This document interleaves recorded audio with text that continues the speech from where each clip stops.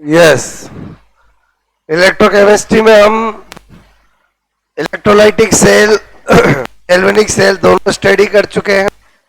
अब हम आपसे मैं कहूं सबसे पहले डिफरेंस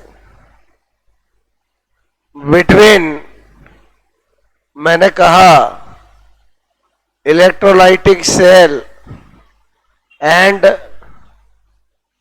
गैल्वेनिक सेल, ठीक है। एक तरफ इलेक्ट्रोलाइटिक सेल और आपको मैंने पहले भी बताया था गैल्वेनिक सेल को वोल्टेनिक सेल भी बोलते हैं। क्लियर? तो फर्स्ट डिफरेंस इधर देखो आपसे मैं कह रहा हूं ये क्या करता है, इलेक्ट्रिक एनर्जी को किस में कन्वर्ट करता है, केमिकल एनर्जी में। तो ये क्या करता है, केमिकल एनर्जी को किस में कन्वर्ट करता है, इलेक्ट्रिक एनर्जी में। ओके। नंबर 2, इलेक्ट्रोलाइटिक सेल के अंदर आपसे मेरे को एनोड पॉजिटिव एंड कैथोड क्या होता है, नेगेटिव। जबकि गैल्वेनिक सेल में क्या होता है, एनोड नेगेटिव और कैथोड पॉजिटिव। मैंने पहले ही कहा ये वेरिएबल होते हैं, एनोड और कैथोड का कभी साइन से तो कोई लेना देना ही नहीं है। हाँ है फिक्स, तो क्या जहां पर ऑक्सीडेशन होते वो एनोड होता है, चाहे कोई सा भी हो। क्लियर? आपसे मैं कह रहा हूं जो इलेक्ट्रोलाइटिक सेल होता है उसमें डिस्चार्जिंग ओनली कैथोड पर, आपसे मैं कहूं एनोड दोनों पे होता है। जबकि गैल्वेनिक सेल के अंदर जो डिस्चार्जिंग है वो ओनली कैथोड पे ही होता है। भाई इसमें तो हम एनोड कैथोड दोनों पे देखते हैं ना, और इस वाले में तो जो भी आपसे मैं कह रहा हूं जाना होता है बोलो इसमें, वो तो कहां पर कैथोड पे ही होता है। और बोलो समझे से एनोड से निकलते हैं। आपसे मैं करो इसमें जो मैंने कहा, ठीक है, एनोड आपसे मैं कह रहा हूं एंड कैथोड, ठीक है। मैंने कहा बोलो दोनों पे क्या होता है, मैंने कहा डिस्चार्जिंग ऑफ आपसे मैं करूं आयंस होता है, ठीक है। मतलब डिस्चार्जिंग आयन बहुत anode as well as cathode. आप समझ रहे हो, बहुत सारे किए ना क्वेश्चन अपन ने कि 8 एनोड और 1 कैथोड। एनोड पे हाँ नहीं, यहां डिस्चार्जिंग का मतलब आप समझे नहीं, आयंस का जाना। यहां डिस्चार्जिंग का मतलब नहीं समझे, टेंडेंसी फॉर डिस्चार्जिंग। बोलो बात समझ ना, ये मैं जो पॉइंट लिख रहा हूं वो समझ रहे हो। अरे बहुत सारे क्वेश्चन किए अपन, 8 एनोड 8 कैथोड, ऐसे क्वेश्चन इस केस में करते हैं कि अपन नहीं करते हैं। बोलो इसमें करते हैं ना। तो इसमें तो क्या होता है, ओनली आपसे मैं कह रहा हूं डिस, ठीक है, आपसे मैं कह रहा हूं, आपसे मैं कह रहा हूं एनोड कैथोड दोनों पर डिस्चार्जिंग ऑफ आयंस होता है, और इसमें ओनली कैथोड पर डिस्चार्जिंग ऑफ आयंस होता। पहले बताओ आपको ये पॉइंट समझ में आया कि नहीं आया? बोलो ओके। अच्छा, नंबर 4, इसमें क्या होता है, anode and cathode both electrode present in single container. और इसमें क्या होता है, अलग अलग डिफरेंट कंटेनर। मतलब इसमें एनोड और कैथोड एक ही पात्र में होते हैं। बोलो इसमें क्या होता है, अलग अलग होते हैं। इसमें मैंने कहा ऐसे लिखो, ए और सी समझ आओगे। ए एंड सी क्या मतलब है, एनोड आपसे मैं कहूं एंड कैथोड, दोनों सिंगल कंटेनर, एक ही पात्र, ठीक है, में उपस्थित। ठीक है, बोलो ये तो हम पूरा डिटेल से पढ़ने के बाद डिफरेंस कर रहे हैं। बोलो पता है ना, इसमें anode and cathode both are present in different container. बोलो आपसे मैं करूं, इसमें मैंने कहा ठीक है एनोड एंड कैथोड दोनों अलग अलग डिफरेंट डिफरेंट, ठीक है, अलग अलग कंटेनर पात्र, ठीक है, में उपस्थित होते हैं। ठीक है, बोलो आपसे मैं कह रहा हूं, मैंने कहा नंबर 5, क्या इसमें यूज होता है सॉल्ट ब्रिज का? मैं लिख दूं नो यूज ऑफ सॉल्ट, आपसे मैं करूं ब्रिज, और इसमें use of salt bridge, use of salt bridge. ठीक है, होता है? बोलो मेरी बात समझ में आई? ठीक है, आई थिंक मैं क्या सिखाना चाह रहा हूं समझ में आए? नोट करोगे?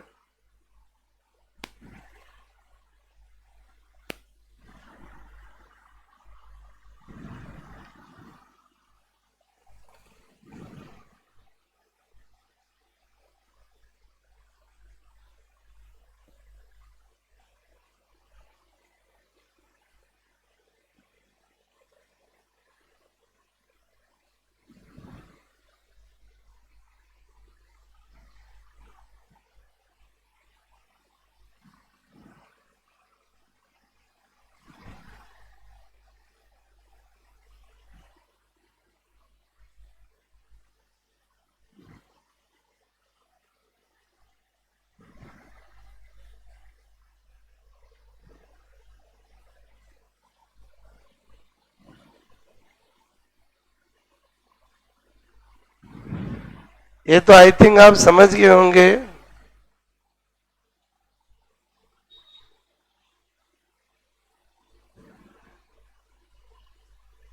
ठीक है, और इसमें तो अपन पढ़ा है ना अपन, ये बोलो ठीक है, बात समझ में आए? इसमें एनोड कैथोड दोनों पे प्रोडक्ट अपन सोचते थे, इसमें तो ओनली जो कैथोड पे ही होता है। बोलो ठीक है, मतलब जाना कैथोड पे होता है, एनोड से तो निकलते हैं। ठीक है,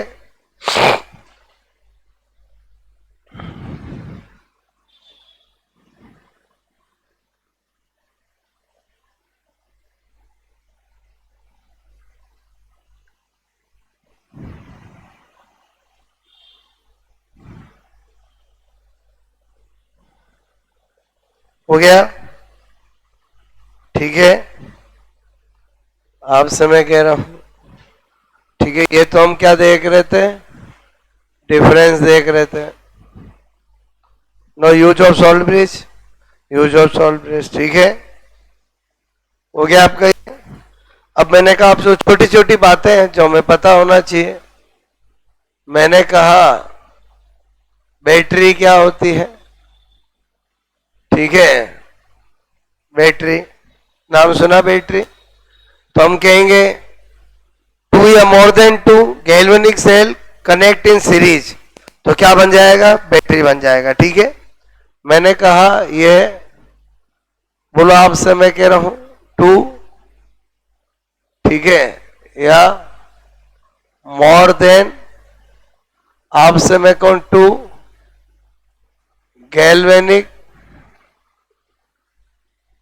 गैल्वेनिक सेल, ठीक है, कि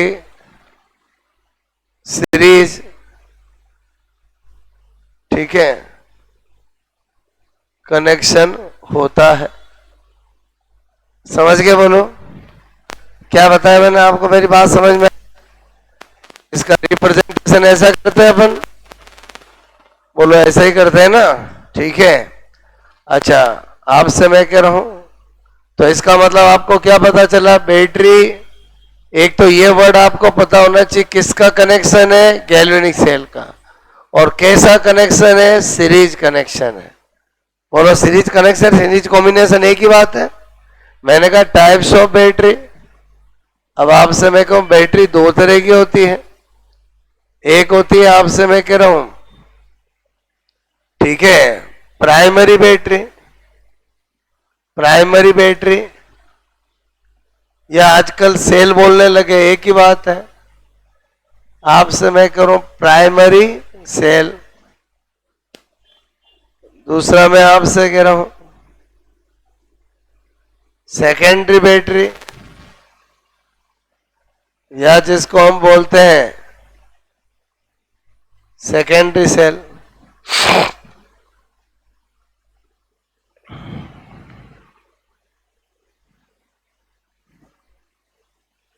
ठीक है, क्या डिफरेंस होता है, क्या एग्जांपल होता है, देखते हैं। बात सुनो ना, क्या ये नोट बोलो। ओके, आपसे मैं कह रहा हूं ये प्राइमरी सेल या बैटरी एक ही बात है। सेकेंडरी सेल या बैटरी,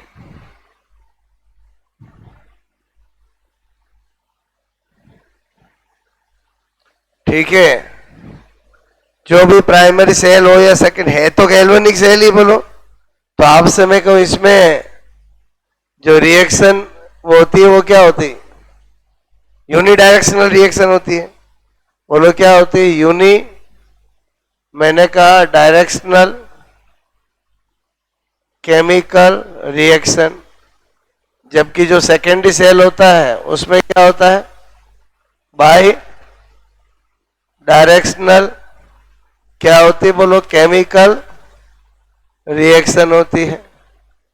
इसका मतलब हुआ ये क्या होता है, इरिवर्सिबल। ठीक है, ये क्या होता है, रिवर्सिबल। इसका मतलब इसको चार्ज नहीं कर सकते, इसको चार्ज कर सकते हैं। दो तरह के सेल आते हैं, कुछ आप टीवी रिमोट में, आपके बोलो वॉच में, बोलो वॉल वॉच में जो भी डालते हो, वो सेल आपके क्या होते हैं, यूज एंड थ्रो होते हैं। और एक आप कार की बैटरी में, इन्वर्टर की बैटरी, फोन की बैटरी, मतलब इनमें जो यूज करते हो वो चार्जेबल होता है। बात समझ ना, ठीक है। ये तो क्या होता है, आपसे मेरे को चार्ज नहीं कर सकते हैं, ठीक है। और ये क्या आते हैं, चार्जेबल, मतलब चार्ज कर सकते हैं, ठीक है।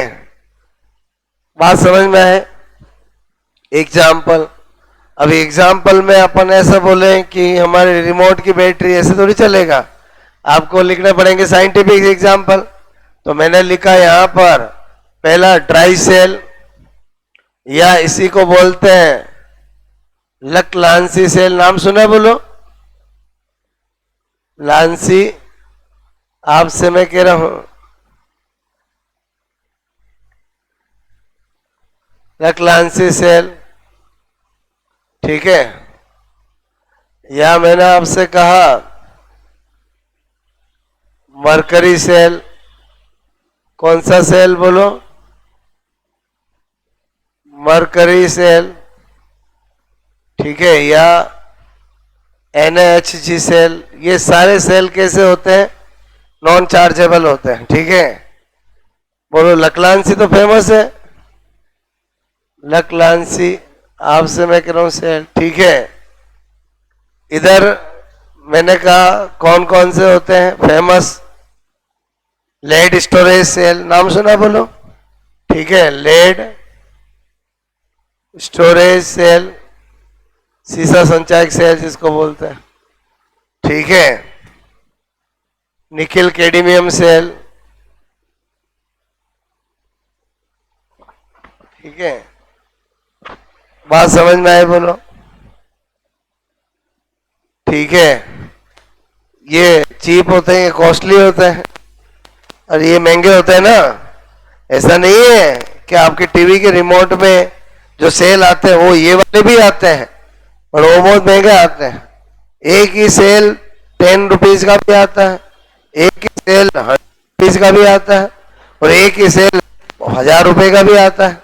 आज आपसे मैं करूँ इसमें ये जो सेल है इसके अंदर, बोलो बात समझ ना, ठीक है, वो कौन से हैं? चार्जेबल वाले हैं। तो आपसे मैं कह रहा हूँ वो चार्ज होते रहते हैं, तो मतलब चार्ज करना पड़ता है फोन की तरह, तो यूज आते रहते हैं। बोलो बात समझ में है? ओके, तो आई थिंक मेरी बात समझ में है। ये किसके एग्जाम्पल है? सेकेंडरी सेल के। ये किसके एग्जाम्पल है? बोलो प्राइमरी सेल के। बात समझ में? थोड़ा थ्योरेटिकल आइडिया दे रहा हूं, ठीक है।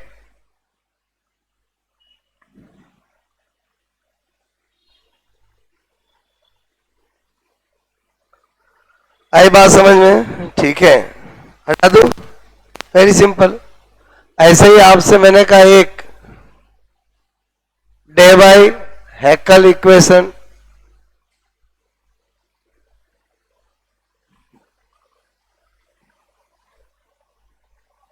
ठीक है, नाम सुना होगा।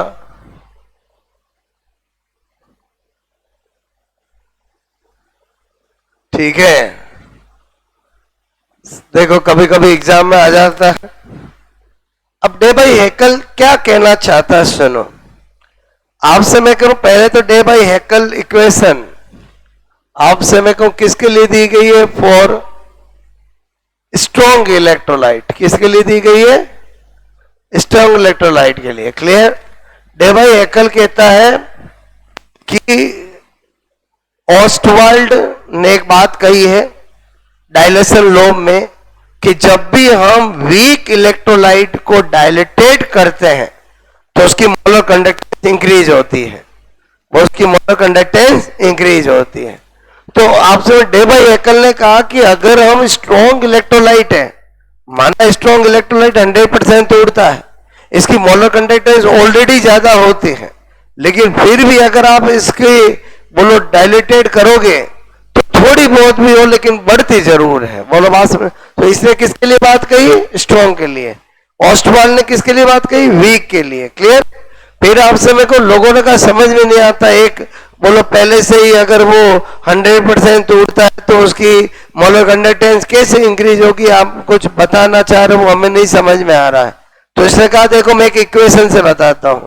ये कहता है कि ये molar conductance at C concentration of strong electrolyte is equal to, practically इसने ये दिया, आपसे मैं कह रहा हूं molar conductance at infinite dilution, या आपसे मैं कह रहा हूं इन्फिनाइट डायलेशन बोलूं या मैं जीरो कॉन्सेंट्रेशन बोलूं, एक ही बात है। मैं इन्फिनाइट डायलेशन बोलूं या ऑलमोस्ट जीरो कॉन्सेंट्रेशन बोलूं, बात तो एक ही है ना। ओके, माइनस आपसे मैं कहूं ए रूट सी। ये कहता मेरी इक्वेशन को अच्छे से देखो, यहां ये कहता है ये क्या है? तो ये कहता है मोलर, आपसे मैं कह रहा हूं कंडक्टेंस, ठीक है, मोलर कंडक्टेंस ऑफ आपसे मैं कहूं strong electrolyte, electrolyte eight C concentration. ठीक है, फिर ये कहता है कि आपसे मैं कहूं ये क्या है? तो ये कहता है मोलर, आपसे मैं कह रहा हूं कंडक्टेंस, ठीक है, ऑफ स्ट्रॉन्ग इलेक्ट्रोलाइट, बोलो आपसे मैं करूं इलेक्ट्रोलाइट 8 जीरो कॉन्सेंट्रेशन, या मैं बोलूं इन्फिनाइट डायलेशन, एक ही बात है। अरे बोलो इसको मैं ऐसा लिखूं या ऐसा लिखूं, बात तो एक ही है ना। समझो समझो समझो, ये क्या कहना चाहता है? ये कहना चाहता है कि वैसे तो ये दोनों सेम ही होते हैं क्योंकि स्ट्रॉन्ग इलेक्ट्रोलाइट तो बहुत 100% उड़ता है, लेकिन ये कहता है मेरी इक्वेशन को देखो मैं क्या कहना चाहता हूं। ये कहता है कि अगर आप सपोजेट डायलेशन करोगे तो मुझे बताओ ये डिक्रीज होगा, बोलो होगा? और ये डिक्रीज होना मेरी इक्वेशन कहती है, मेरी इक्वेशन कहती है कि जब जब आपसे मैं कह रहा हूं ये डिक्रीज होगा, बोलो ये डिक्रीज होगा, तब तब ये थोड़ा बहुत भी हो लेकिन इंक्रीज जरूर होगा। अरे बोलो समझे नहीं समझे? बोलो मेरी बात सुनो कि मैं कहूं 100 में से 2 को लेस करते हैं तो 98 आता है, बोलो बात समझ में? अब मैं अगर 100 में से 1 को लेस करूंगा तो 99 होगा, बढ़ेगा तो सही ना। बोलो ये क्या कहता है कि मैं क्या कहना चाहता हूं कि माना स्ट्रॉन्ग इलेक्ट्रोलाइट पे ज्यादा डायलेशन का रोल नहीं होता है। बोलो क्योंकि इसीलिए पहले किसी ने बात करी ही नहीं, सब वीक की बात करते हैं कि वीक के अंदर डायलेशन करते हैं तो मोलर कंडक्टेंस बढ़ती है, और ओस्टवाल ने तो अच्छे से बताया है, बात समझ ना। लेकिन डे भाई एकल ने कहा कि मैं किस पे काम कर रहा हूं, स्ट्रॉन्ग पे कर रहा हूं, और ये कहता है कि बोलो पहले इसने थ्योरेटिकली कहा तो लोगों को समझ में ही नहीं आया। लोगों ने कहा कि वैसे ही वो 100% तोड़ता है तो उसकी मोलर कंडक्टेंस तो ऑलमोस्ट डायलेशन के बराबर ही होती है। बोलो लेकिन इसने कहा कि मैं थ्योरेटिकली कह रहा हूं कि बढ़ती है, चाहे बहुत थोड़ी सी भी बढ़े लेकिन बढ़ती है। तो फिर लोगों को समझाने के लिए इसने एक इक्वेशन दी, और इसने कहा मेरी इक्वेशन को देखो, अगर मैं बोलो डायलेशन करूंगा इसका मतलब कॉन्सेंट्रेशन डिक्रीज होगी, और कॉन्सेंट्रेशन डिक्रीज होगी तो ये इक्वेशन कहता है कि ये जब डिक्रीज होगा तो आपसे मैं करूं 100% ये इंक्रीज होगा, चाहे थोड़ा सा भी हो। बोलो मैं यहां पर ये चीज को देखो, आप सपोज दैट 100 में से 2 लेस हो रहा था तो 98 आ रहा था। अब ये अगर कम होने से यहां भले ही 1 भी होगा तो भी थोड़ी बहुत भी इंक्रीज होगी, लेकिन होगी जरूर। मेरी बात समझ में आए? बोलो ओके। ये है डे बाई हैकल इक्वेशन, तो आपको ये इक्वेशन याद होनी चाहिए। बोलो बात समझ में? अब मैं इक्वेशन डे बाई हैकल इक्वेशन के क्या क्या फॉर्म लिख सकता हूं, इधर देखो।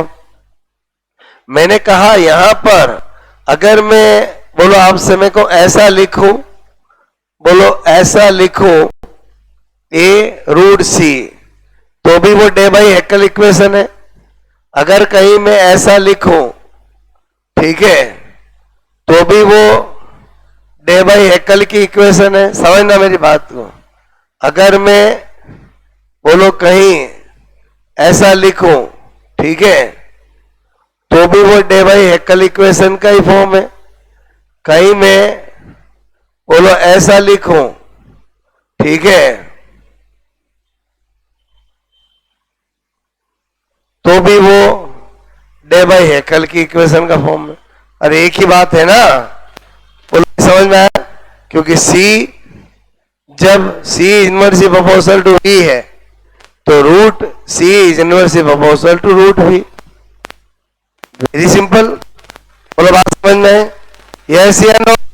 लेकिन एक बात ध्यान रखना है, ये किसके लिए दी गई है? For strong electrolyte. ठीक है, ये कहता है वीक वीक की मैं कुछ बात नहीं करता हूं, क्योंकि वीक की तो पहले से ही बहुत सारी बात कर चुके हैं। बोलो बात समझ ना?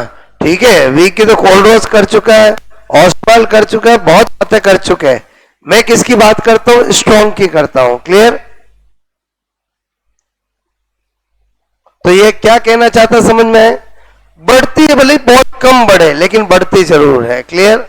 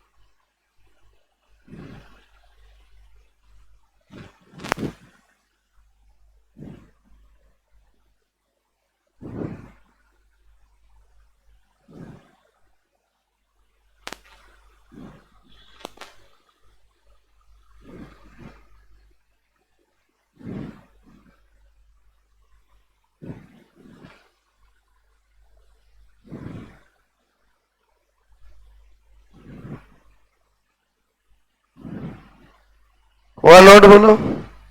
ठीक है,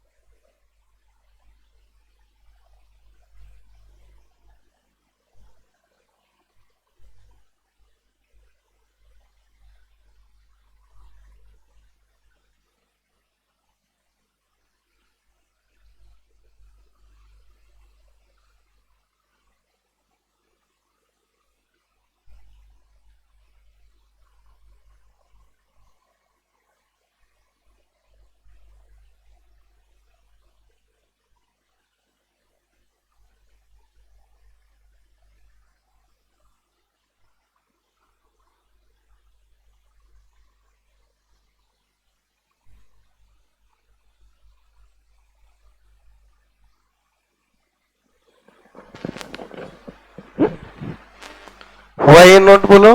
ओके, आई थिंक समझ में आई मेरी बात। अब आपसे तो डे बाई हेकल ने इक्वेशन बताई, डे बाई हेकल ने ग्राफ भी बताया, ठीक है। तो आपसे मैं कह रहा हूं यहां पर हम बोलते हैं डे बाय हेकल ग्राफ, ठीक है। ग्राफ क्या बताया इसने? इसने कहा मेरी इक्वेशन है, बोलो molar conductance C concentration, molar conductance at zero concentration A root C, ठीक है। तो आपसे मैं कह रहा हूं किसमें ग्राफ? मैंने कहा graph between molar conductance at C concentration, ठीक है, एंड रूट सी में बनाया, क्लियर। तो ये कहता है कि ये ग्राफ बनाते हैं अपन। सपोज दैट ये molar conductance at C concentration है और ये रूट सी है, ठीक है। तो यहां पर क्या होगा? C is equal to zero, तो C is equal to zero यहां से स्टार्ट होगा और ये तो अपना क्या हो जाएगा बोलो? This one. आपसे मैं कह रहा हूं यानी ग्राफ यहीं से स्टार्ट होगा। फिर इसने कहा ये जो मेरा इसमें इसका रोल तो खत्म हो गया। अब आपसे ए कांस्टेंट है तो ये और ये क्या हो? Directly proportional. नेगेटिव होने की वजह से ग्राफ ऐसे नहीं जाकर के ग्राफ कैसा आएगा बोलो? ऐसा आएगा। और जो स्लोप बनेगी वो क्या बनेगी बोलो? आपसे माइनस ए बनेगी। आपको मेरी बात समझ में आए बोलो? ओके, अब देखो इधर ध्यान दो। मैंने कहा डे बाई हेकल ने तो पूरी किसकी बात की? स्ट्रॉन्ग इलेक्ट्रोलाइट की। अब यहीं पर हमें क्या पता होना चाहिए कि फॉर वीक इलेक्ट्रोलाइट, ठीक है, for weak electrolyte, weak electrolyte तो आप बहुत अच्छे से जानते हो। बोलो आपसे मैं कह रहा हूं किसने कहा? ऑस्टवाल्ड डायलेशन लॉ है। आपसे मैं कह रहा हूं बाय ऑस्टवाल्ड डायलेटेशन लॉ है, ठीक है। और ऑस्टवाल्ड डायलेटेशन लॉ क्या कहता है कि अल्फा बोलो इज आपसे directly proportional to alpha is directly proportional to V. अरे बोलो समझे समझे बोलो? इफ डायलेटेशन इंक्रीज तो dissociation of weak electrolyte is increase. बोलो ऐसा बोलूं या मैं इसको बोलूं alpha is inversely proportional to root C, एक ही बात है बोलो? अरे ये दोनों तो एक ही हुए ना। ये वाली बात जो है वो वीक इलेक्ट्रोलाइट के लिए कही है। किसने कही? ऑस्टवाल्ड ने। इसका मतलब मैं अगर इसका ग्राफ बनाऊं तो इसका ये अल्फा करूं और इधर मैं रूट सी करूं तो ऐसा आएगा बोलो? बिकॉज इसको इंक्रीज करने से ये डिक्रीज होता है। ये दिख रहा है यहां पर, दिस वन इज इंक्रीज तो दिस वन इज डिक्रीज। बात समझ में? तो बहुत सी बार एग्जाम में क्या आ जाता है, आपको ऐसा क्वेश्चन पूछ लेते हैं, ठीक है, आपको पूछ लेते हैं ये अल्फा और ये सी, एक ऐसा और एक ऐसा। बोलो बात समझ में? कैसा पूछ लेते हैं? ध्यान दो। आपसे मैं कह रहा हूं एक तो पूछा ऐसा, ठीक है, और एक आपसे पूछा ऐसा, ठीक है। तो आपको दिया ये ए और ये दिया बी। आपसे पूछते हैं ए और बी किसके लिए दिए गए हैं? तो वेरी सिंपल, मैंने कहा फाइंड आउट, ठीक है, ए एंड बी रिप्रेजेंटेशन, ठीक है, रिप्रेजेंटेशन, ओके। फॉर एक ऑप्शन दे रखा है, मैंने कहा weak electrolyte and strong electrolyte. एक दे रखा है बोलो strong electrolyte and weak electrolyte, ठीक है। एक दे रखा है बोलो आपसे मैं कहूं स्ट्रॉन्ग इलेक्ट्रोलाइट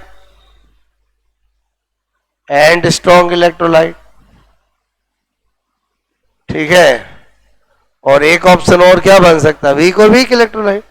चार ही ऑप्शन बनेंगे, weak electrolyte and weak electrolyte. अब आप खुद बताओ क्या आंसर होगा बोलो? बोलो ए किसके? ए बी वो किसी को भी ये बना सकते हो, उससे कोई मतलब नहीं है। ये दो ग्राफ एक साथ ही है, तो मुझे बताओ ए वाला है वो तो किसका है? Strong electrolyte according to Debye Huckel. और बी है वो किसका? ऑस्टवाल्ड का अकॉर्डिंग टू बोलो ऑस्टवाल्ड। तो आंसर क्या हो जाएगा बोलो? बी। बात समझ? आई थिंक मैंने ये ग्राफ क्यों बनाया आपको मेरी बात समझ में आई बोलो? आपको नोट करो। वैसे हमारा ऑस्टवाल डायलेशन लो से कोई मतलब नहीं है, लेकिन कभी कभी कंपेयर में दोनों पूछ लेते हैं। तो डेबाई एकल ने किस पे काम किया बोलो? स्ट्रॉन्ग इलेक्ट्रोलाइट पे, ठीक है, क्योंकि वीक पे तो ऑस्टवाल ने किया ही है।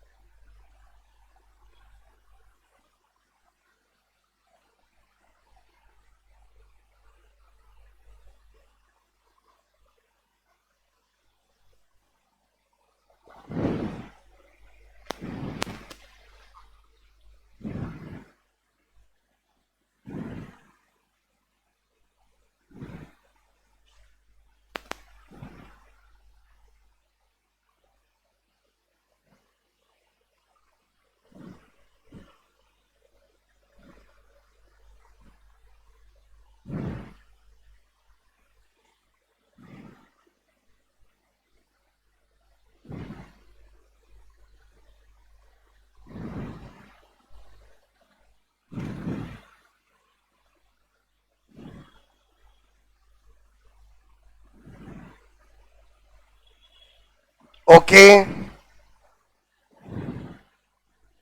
ये क्वेश्चन नोट कर लो।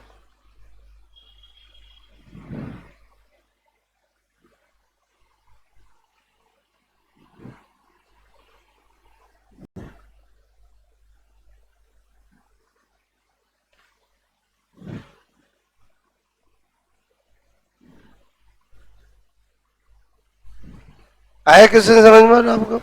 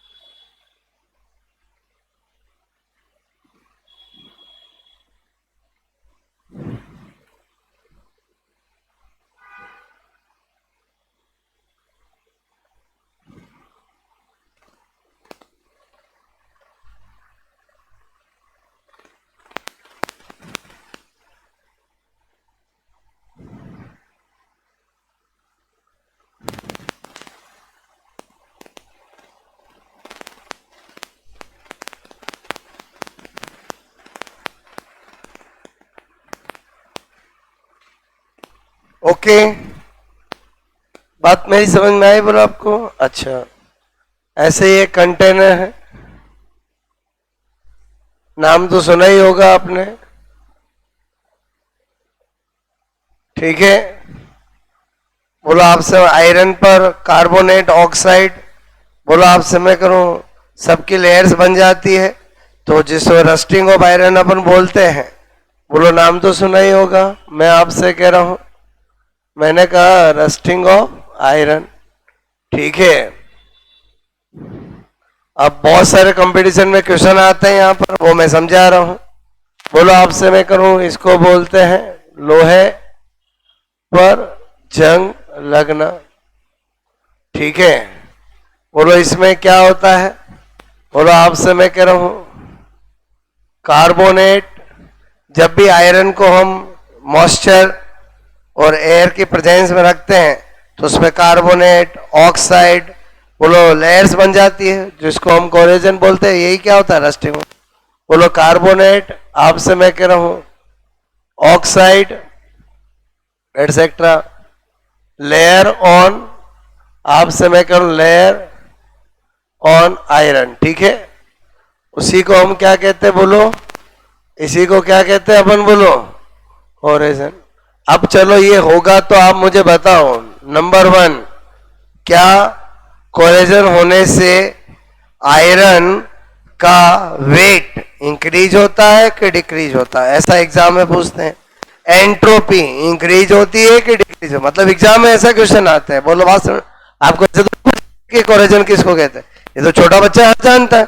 अप्लाइड चीज, आपको मैंने क्या कहा, रस्टिंग ऑफ आयरन एग्जाम्पल दे दिया, और इसका मीनिंग क्या होता है, carbonate oxide etcetera layer on layer. आपसे मैं करूं, मैंने कहा डिपॉजिट ऑन आयरन, तो उससे आयरन का क्या होने लगता है, रस्टिंग होने लगता है, इसको ही कोरेजन बोलते हैं। तो अब आपसे मैं करूं इसका रिजल्ट कि ये होने से क्या क्या होगा। नंबर 1, इधर ध्यान देना, वेट ऑफ आयरन। आप मुझे पहले बताओ फिर मैं नोट करना। वेट ऑफ आयरन इंक्रीज के डिक्रीज? इंक्रीज के डिक्रीज? इंक्रीज के डिक्रीज? बताओ, पूछा गया है बड़े बड़े एग्जामों में, बहुत समझ में वही आता है जो मैं आपको बता रहा हूं। बोलो बात समझ में, इंक्रीज के डिक्रीज?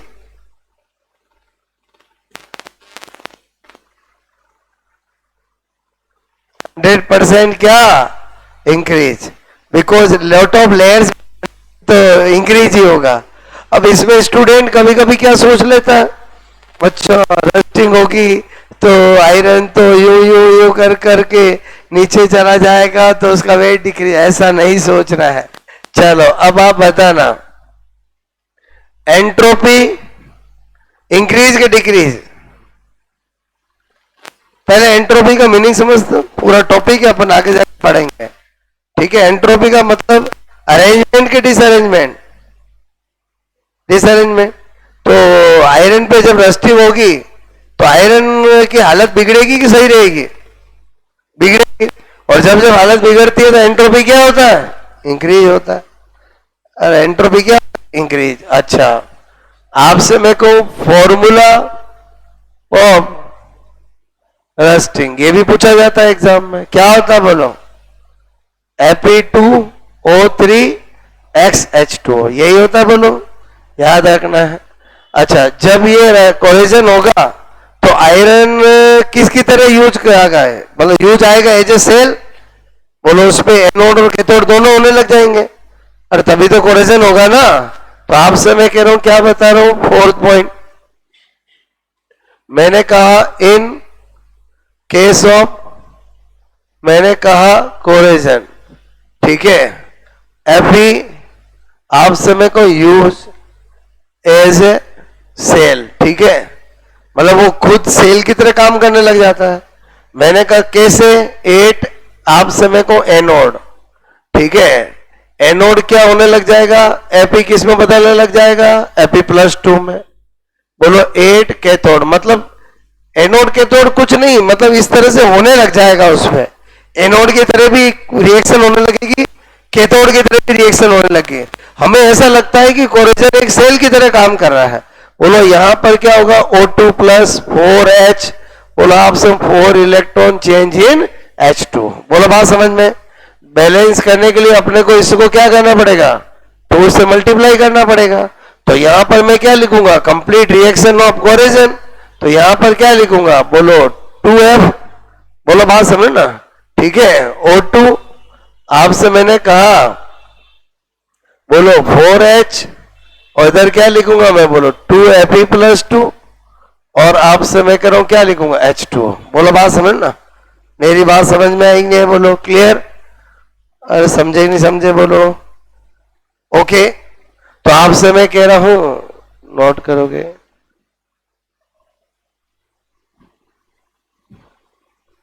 अब ये नहीं हो या कम हो, उसके लिए हम क्या कर सकते हैं, प्रिवेंटेशन। एक तो जितना हो सके जो भी आयरन की चीजें हैं उनको मॉइस्चर से बचाए, उस पर पेंट करें ताकि पानी रुके ही नहीं उस पर। बोलो जिंक प्लेटिंग करें, बोलो बात समझ ना, जिससे जिसकी प्लेटिंग करें वो खुद खत्म हो जाए लेकिन आयरन खत्म नहीं हो।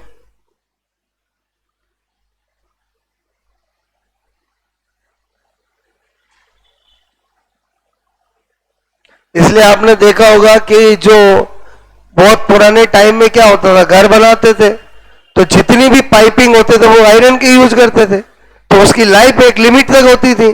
बाद में वो कोरेजन होकर के पाइप में छेद हो जाते, खराब हो जाते हैं।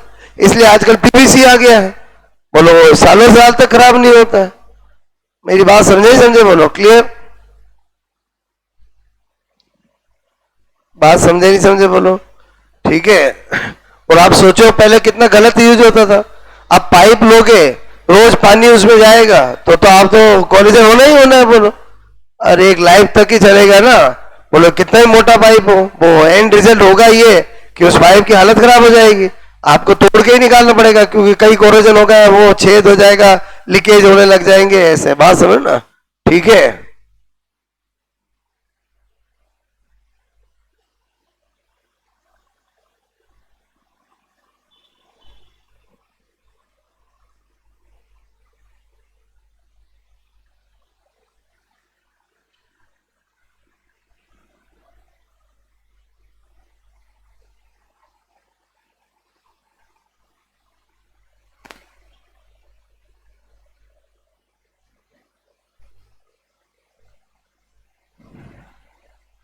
आप समझ रहे इस इक्वेशन से क्या पता चल रहा है आपको? ये देख लीकेज हो रहा है ना, अरे बोलो आयरन का क्या हो रहा है, लीकेज और आयरन खत्म हो रहा है, बात समझ ना।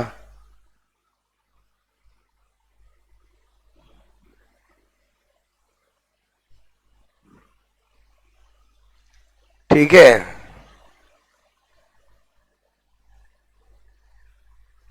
प्रिवेंटेशन कैसे कर सकते हैं, बोलो। मैंने कहा पेंटिंग, पेंट करके, आपसे मैं कह रहा हूं, मैंने कहा जिंक प्लेटिंग, हम सुना होगा जिंक प्लेटिंग, बात समझो ना। ठीक है।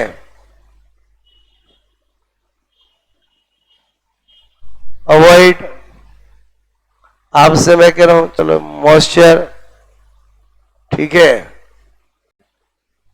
And contact of water.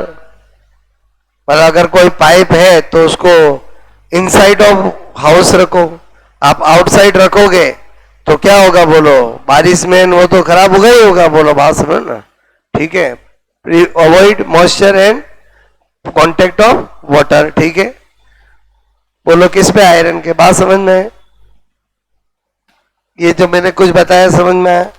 इसमें ये जो पॉइंट है वेरी वेरी इंपॉर्टेंट पॉइंट है, ठीक है। क्वेश्चन एग्जाम में आता है, आयरन का वजन क्या होगा इस फिनोमिना से, इंक्रीज होगा, एंट्रोपी भी क्या होगी, इंक्रीज होगी, और फॉर्मूला क्या होगा, Fe2O3 XH2O। क्लियर? बात मेरी समझ में आई, बोलो ओके। तो टॉपिक समझ में आया बोलो आपको? तो आपको प्रैक्टिस शीट सोल्व करनी है, ठीक है, ओके।